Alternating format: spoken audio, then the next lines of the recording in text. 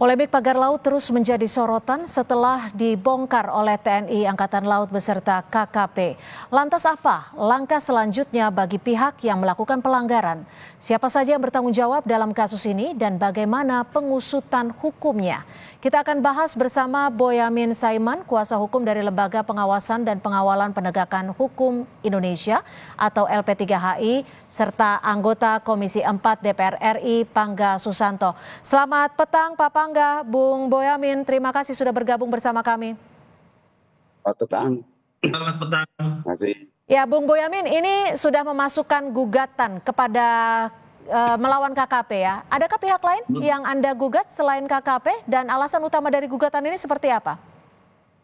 Ya, karena semata-mata menindaklanjuti statement-statement dari KKP, di mana kemarin Pak Dirjennya Pak Pulung itu mengatakan sudah melakukan penyidikan. Tapi kemudian berikutnya itu menjadi tidak jelas dengan alasan butuh 20 hari, padahal sudah nyegel.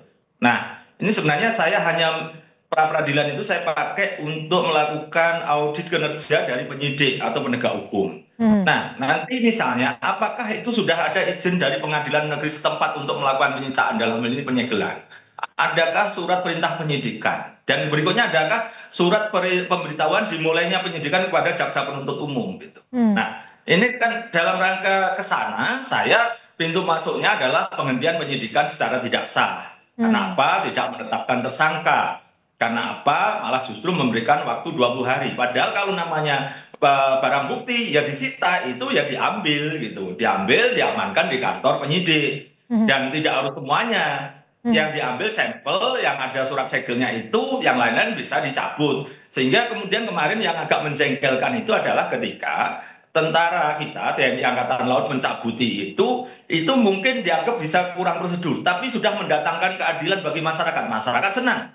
Yang penting itu kan substansi keadilan gitu. Ya. Justru dari KKP bahkan Pak Menteri sendiri mengatakan itu tindakan ilegal, itu menghilangkan barang bukti. Dari mana pemahamannya Menteri yang menurut saya belepotan terus terang aja, maka daripada saya jengkel, ini saya selama ini menggunakan sarana pra peradilan untuk mengaudit kinerja gitu. Oke, tapi gini Bung Boyamin, Menteri KKP Pak Trenggono itu juga menyebutkan bahwa diserahkan ke polisi berdasarkan aturan Undang-Undang Cipta Kerja.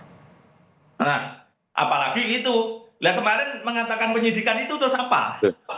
Itu jadinya yang sungguh bahasa saya ini jadi belepotannya di situ gitu. Setelah melakukan penyegelan, meminta keterangan orang dan orang itu katanya dalam penyidikan itu. Bahkan ini ternyata bisa jadi orang-orang itu tidak mengakui sekarang itu. Kan hanya berdasar mereka pengakuan yang melakukan pemagaran. Tapi bisa jadi itu mereka hanya menjual bambu, tidak melakukan pemagaran. Nah, ini kan belum ketemu, hanya berputar di situ. Maka saya membantu negara Republik Indonesia dengan cara menggugat pra peradilan ini supaya membuat makin terang dan makin punya kewenangan siapa. Kalau saya ke KKP tetap punya kewenangan karena ada Undang-Undang Kelautan di situ pasal 73, barang siapa melakukan kegiatan di laut itu tanpa izin maka kena ancaman 3 tahun dan denda 500 juta. Nah, penyidik itu bisa TNI Angkatan Laut, bisa PPNS. Lah PPNS kan ada di kelautan juga sebenarnya kalau memang mau bersungguh-sungguh gitu. Tapi ya, ditahan sampai di situ Bung Boyamin. Saya coba ke Pak Pangga. Karena ini kewenangan polisi. Lah ngapain kemarin menjadi tindakan yang belepotan? Justru saya menggugat pra peradilan ini menolong KKP dari kesalahan-kesalahan itu gitu. Baik, kami tangkap. Saya ke Pak Pangga. Pak Pangga, kalau ini dilihatnya jadi melempar gitu ya. Siapa sih sebenarnya yang paling berwenang untuk menangani kasus ataupun menyidik kasus ini?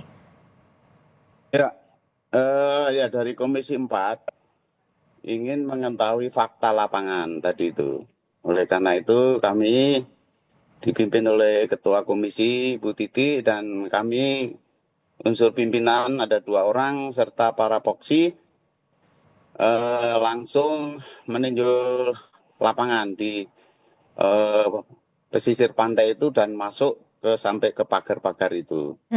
Memang faktanya di situ sebagian sudah dicabut tapi sebagian juga masih ada pagar-pagar itu. Nah setelah itu baru kami rapat koordinasi dengan Menteri KKP, dengan Menteri ATR, BPN, dengan Menteri Lingkungan Hidup, ada Gubernur, ada Panglima dan Ya. jajarannya. Dan kita dari Komisi 4 ingin mendengarkan sebenarnya pendapat dari para pemangku kepentingan itu. Salah satunya misalnya dari dari ATR BPN, Menteri Pak Nusron ya. Itu memang ketentuannya memang tidak boleh itu. Oke, kakaknya paham sampai di situ. Tapi sekarang kan bukan hanya soal pembongkaran lagi, tapi bagaimana mengusut siapa yang bertanggung jawab terhadap kasus ini. Lalu siapa yang paling berwenang untuk penanganan kasus ini? Siapa? Ya, kalau masalah ini kan masing-masing punya kewenangan ya. Jadi kalau kewenangan misalnya ATR BPN itu kewenangannya bisa mencabut itu HGU atau apa itu karena berusia 5 tahun. Kalau sudah 5 tahun itu menjadi kewenangan pengadilan. Oke, ini kan Menteri ATR sudah mencabut sebagian yang memang dibuktikan bahwa melanggar prosedur dan material. Lalu ininya bagaimana Pak Pangga untuk Ya, pidananya sendiri? pelanggaran semuanya itu ya kan ya harus ke ranah hukum. Ranah hukum itu apakah tadi melalui penyidikan dari pegawai negeri sipil yang ada di kementerian ATR atau KKP? Ya kalau itu mungkin KKP ya. KKP, jadi pelanggaran terhadap pengkaplingan dari laut misalnya kan. Itu kan udah jelas melanggar hukum. Nah itu kan kewenangan KKP untuk menyelidiki ini. Kalau polisi bagaimana Pak Pangga? Gimana? Kalau polisi bagaimana? Seperti yang disampaikan oleh Menteri Trenggono. Ya polisi juga bagian dari penegakan hukum toh. Bisa saja dari situ polisi juga sebagai penyidik ya. Tapi nggak tahu apa bisa tumpang tindih dalam hal penyidikan ya kan. Itu kan menjadi pembagian tugas lah dari. Tapi prinsipnya kan dua-duanya bisa. Bung Boyamin, kalau melihat kasus ini siapa yang harus di depan terlebih dahulu? Polisi kah atau KKP yang di depan?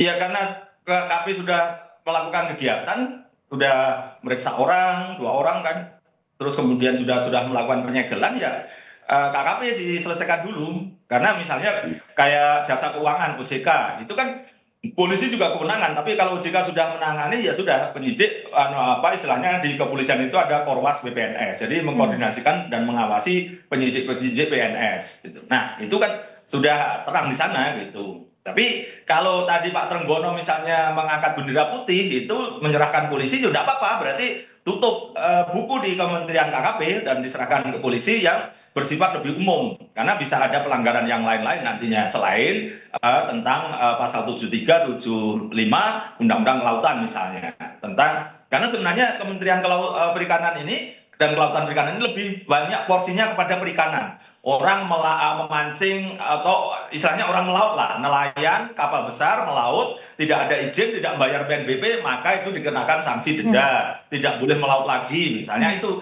sebenarnya lebih ke sana karena kementerian sifatnya administratif, mengatur regulasi di mana itu berkaitan dengan orang melakukan kegiatan perikanan yang tanpa izin. Karena apa? Izin itu macam-macam, pendapatan negara bukan pajak gitu. Jadi itu sebenarnya silahkan aja kalau memang KKP angkat bendera putih serahkan kepada kepolisian. Tapi menurut saya sekarang saya gugat KKP artinya itu yang berwenang bahwa KKP.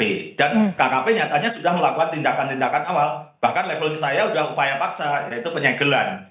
Tapi saya ragu penyegelan itu, penyitaan itu apakah sudah izin pengadilan negeri setempat atau belum. Rasanya bisa jadi belum. Ini kan banyak hal yang salah prosedur dan juga bisa salah kewenangan nanti malahan. Maka daripada berpolemik saya bawa ke pengadilan. Oke, Pak Pangga, kalau ada dugaan ada konglomerat besar di belakang kasus ini, inilah yang membuat publik begitu pesimis penanganan kasus ini bisa diusut sampai tuntas. Bagaimana Komisi 4 DPR RI melihat ini dan apa yang harus dilakukan? Ya, dari keterangan-keterangan tadi kan masing-masing instansi kan memberikan pernyataannya ya kan.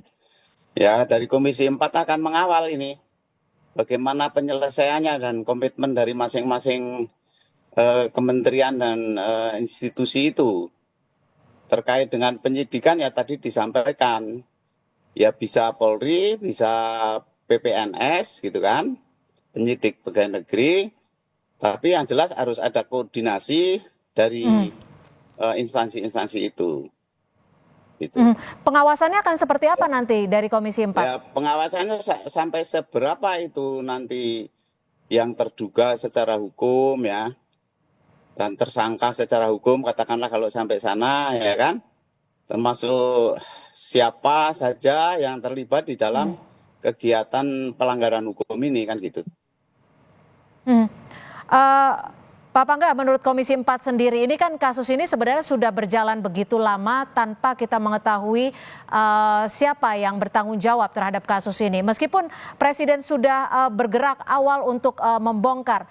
Lalu bagaimana sikap lanjutan dari Presiden sebaiknya untuk menurut Komisi 4? Ya kalau dari Presiden kan ini diselesaikan secara tuntas.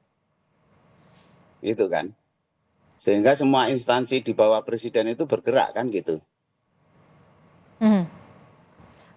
Bung Boyamin, semua instansi diminta untuk bergerak oleh Presiden. Apakah langkah-langkah yang saat ini sudah dilakukan oleh kementerian terkait sudah cukup cepat dan tepat menurut Anda?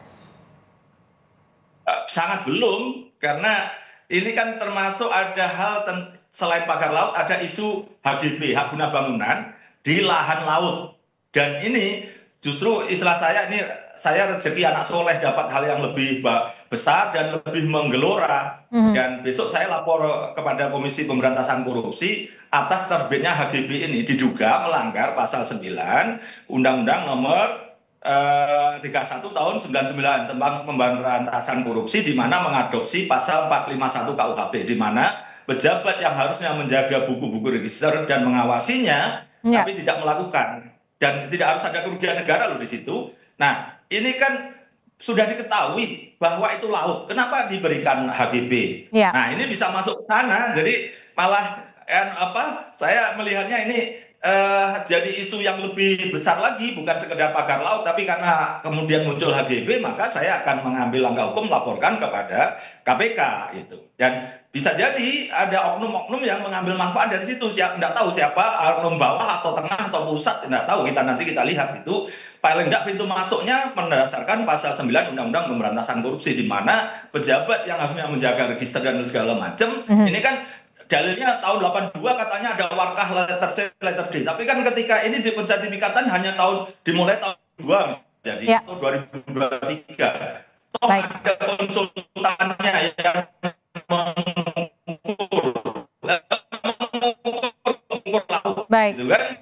Baik, kami tangkap Bung Boyamin. Nanti yang justru bisa menjadi melebar dan membesar isu ini, dan saya tangkap, besok saya laporan KPK. Baik, kami akan nantikan informasi dari Anda selanjutnya, akan melaporkan ke pihak KPK. Terima kasih Bung Boyamin Saiman, kuasa hukum dari LP3HI, dan juga Pak Pangga Susanto, anggota DPR dari Komisi 4 DPR RI. Terima kasih, selamat sore.